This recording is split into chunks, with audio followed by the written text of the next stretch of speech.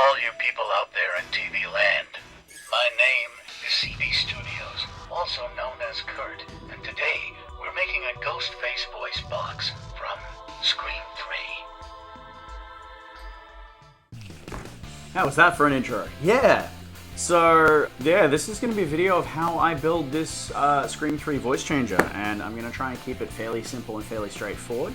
I'm going to go over a couple of things of how I decided to do this, why I decided to do this, and the ways that I've done it.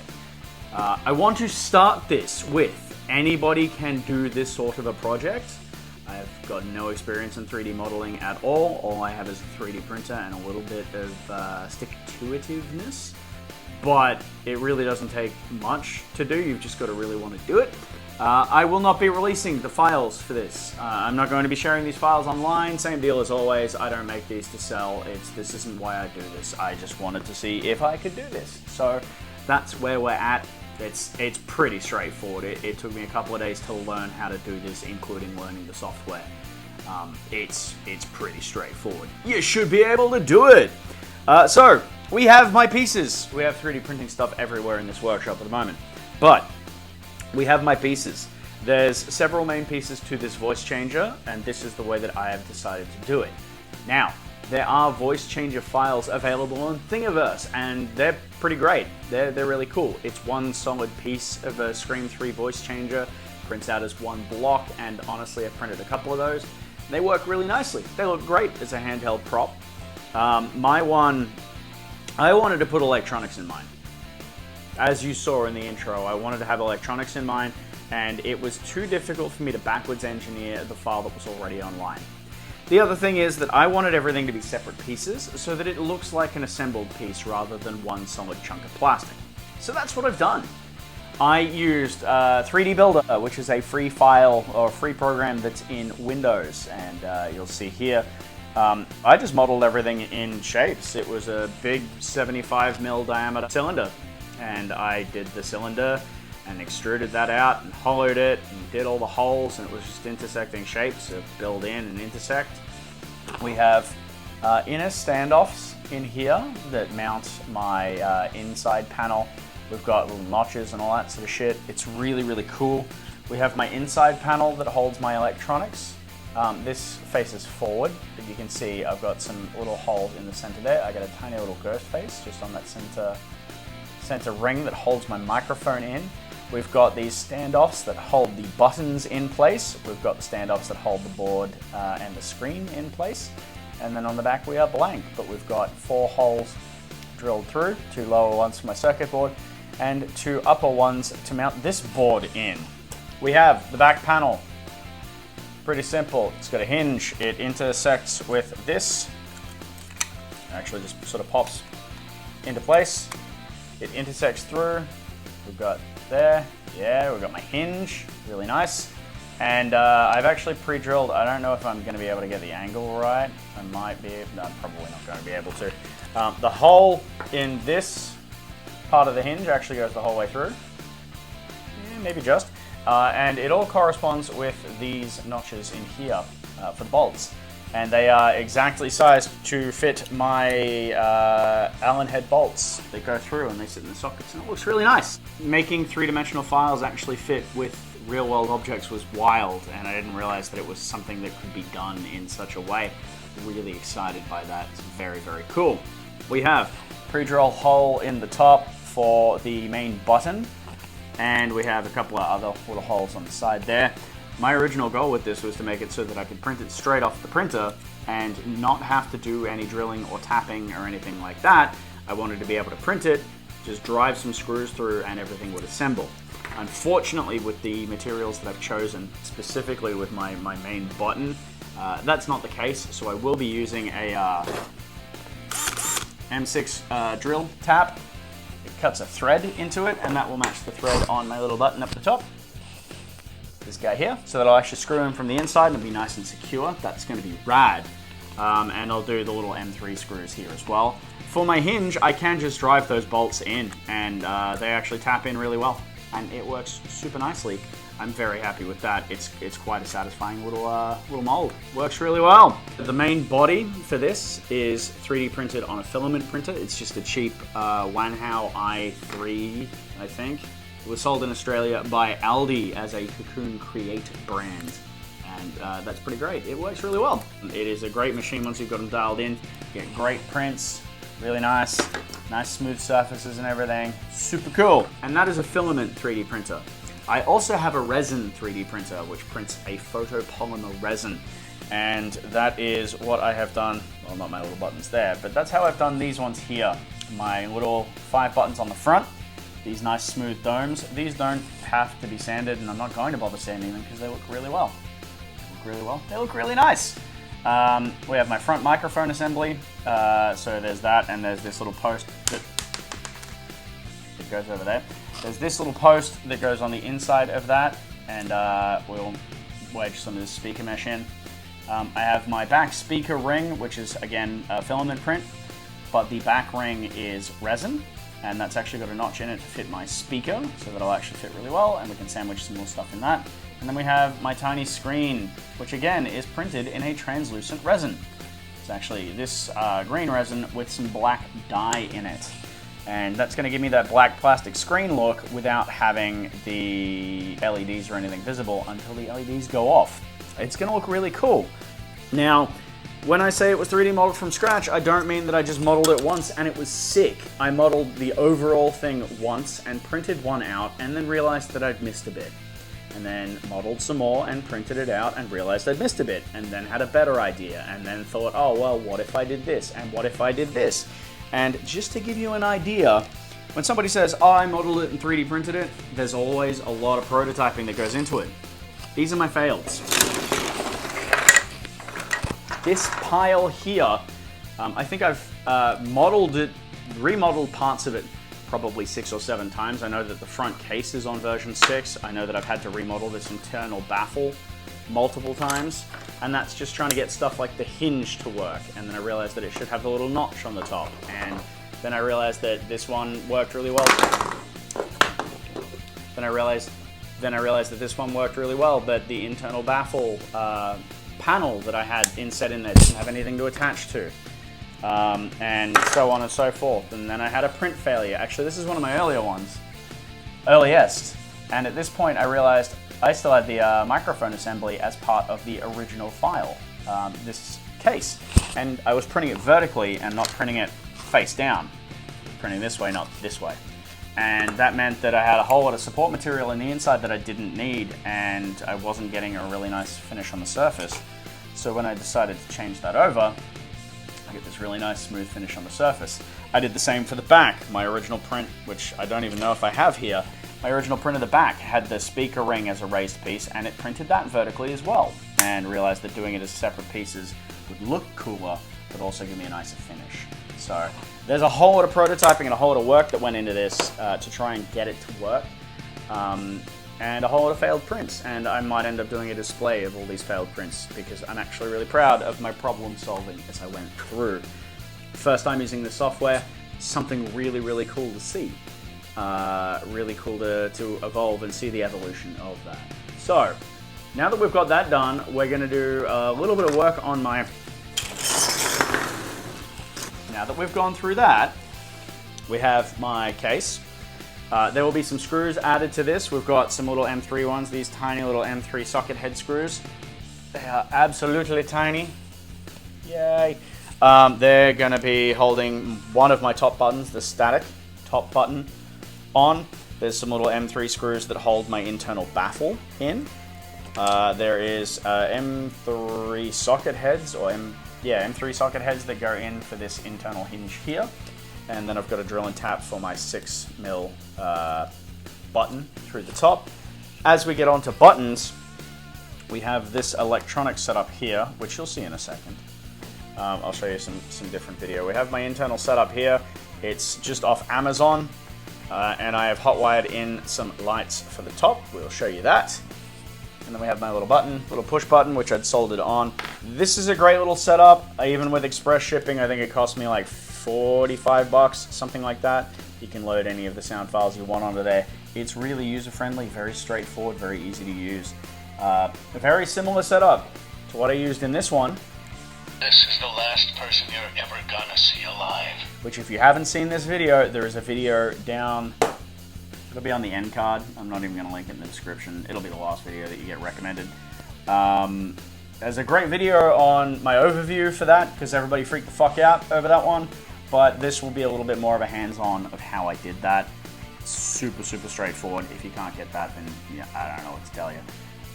Let's get into doing some work. So the main thing that we need to look at with this is we've got a lot of this brim support material still left on there. We've got some support material still stuck down on the inside here, where it's printed vertically, so we've got to clean that up. We'll have to sand the front and the side faces, just to get them nice and clean. Same on the back here. We'll have to assemble our little speaker grill piece, which I've actually printed another one, and I've gone through, this is my earlier one, and I'm going to use this one. I've actually put a little bit of Ghostface robe fabric on the back here just to help protect my speaker. My setup for this one is actually going to be a little bit of this fly screen mesh, and then this will get pressed in, and that will form my speaker grill. And that's going to look really nice. That'll just press fit into the back here. Once we've got that all cleaned up, we are going to drill and tap some holes, the M3 holes here, so that my panel can fit in. Is going to fit on the inside in there. I'm going to set my electronics up into that and probably work out a way to do that. We'll do my M6 hole through the top here and start assembling things. When it comes to assembling, the first thing that I'm actually going to do is drop it. When it comes to assembling, the first thing that I'm actually going to do after sanding this is I'm going to paint the outside edges of this. And by paint, I'm actually going to do aluminium tape, and that should actually look really, really nice on this, give a really nice aluminium finish. It's going to mimic the look of Roman's one very, very easily. I'm also going to take these outside and I'm going to spray those just so that we've got the mic pieces done. I'm not going to show you how to do that, but I'm going to use just this metallic Dulux Duramax finish. It's really, really nice. It's the same stuff I use on my Ghostface buck knives. So I'm going to probably time-lapse this and do some work. Let's go.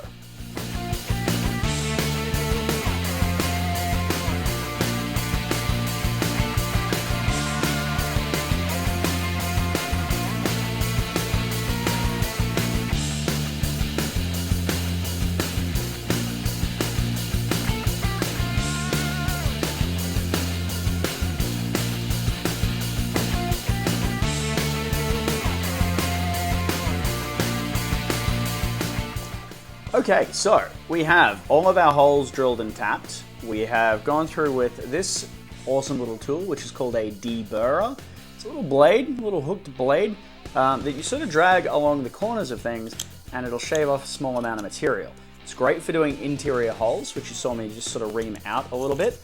I've made them a little bit loose because you do need to account for the paint that has gone on stuff.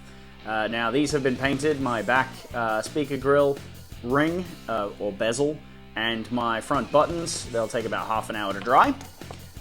We have cleared out all of the support material from the inside. There's still a little bit of cleanup work to be done on that.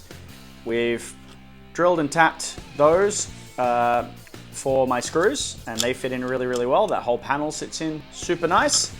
We've drilled and tapped the holes for my screws in the side, and we've drilled and tapped the ones for the top. So at this point, all we need to do now is sand the surface, get it really nice and smooth, and that's only going to be the front and the back, and we can get to doing the aluminium tape.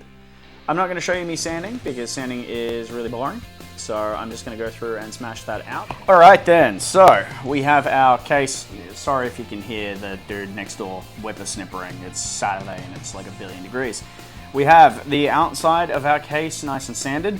It is pretty smooth. It's not perfectly smooth, but it's smooth enough for me. The original was made out of what looks to be a machined aluminium or aluminum, should you be wrong.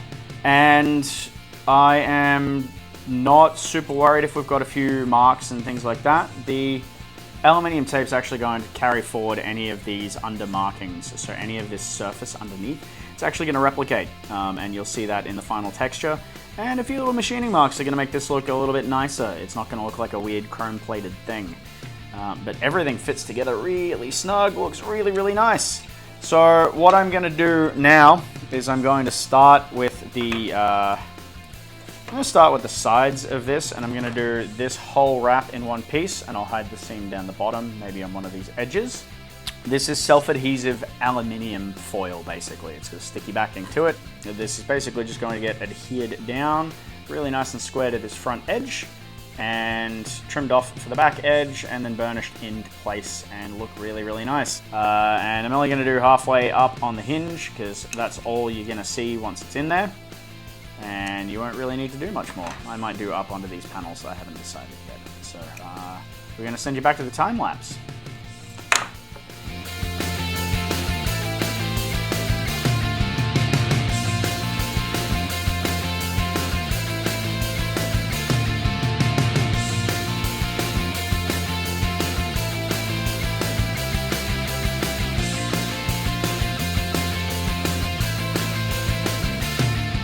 Okay, so we have the voice changer front and back covers nice and shiny and silver and metallized, and they look really nice. They are too shiny in my opinion, so I'm going to buff all of these pieces down just with some fine steel wool. That'll basically just give it a brushed finish. It won't look quite so reflective, which means it's not going to pick up fingerprints, and it's not going to look quite so cheap. And we do have some seams, and that should hopefully blend the seams in just a little bit better as well. It's going to help burnish this finish in.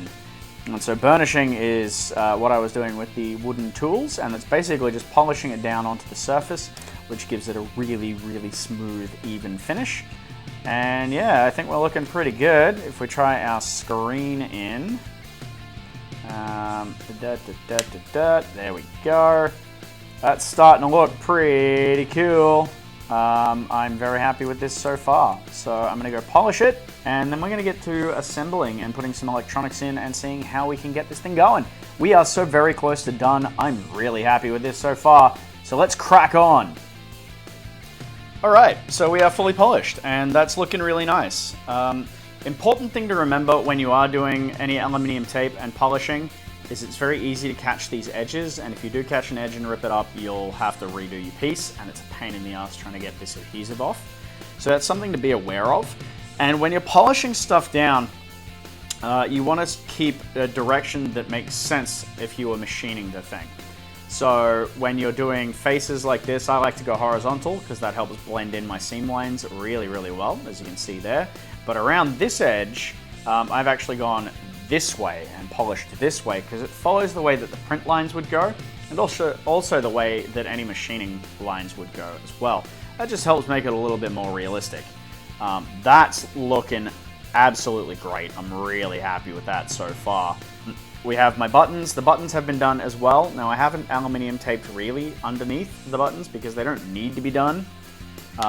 Especially this one, which gets screwed on. We've got two little screw holes there.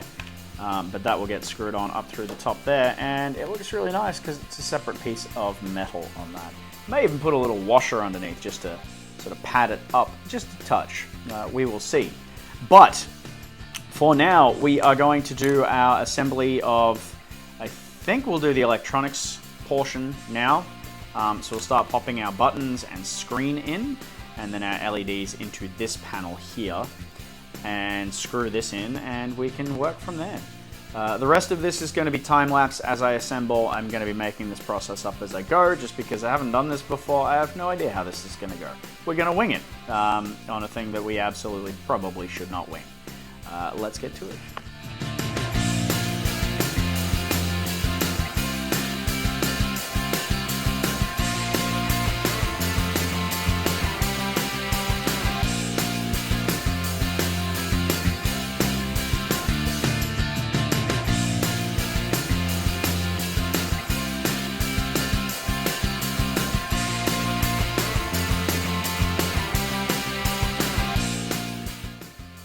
So that's how I made my Scream 3 Roman Bridger voice changer.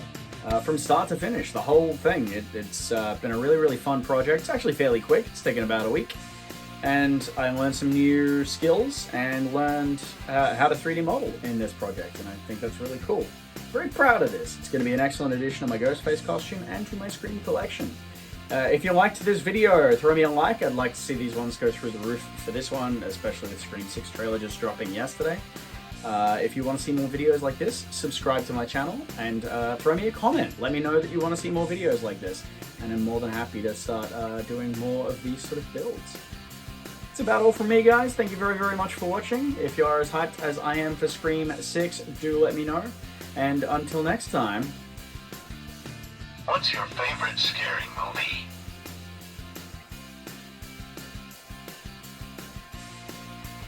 Bridger, director, and brother.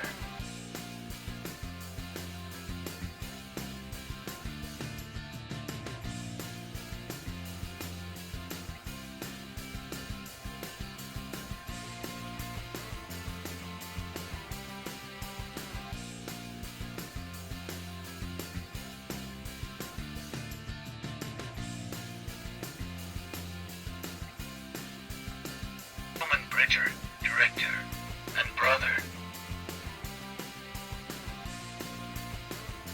It's not just a new script, it's a new movie.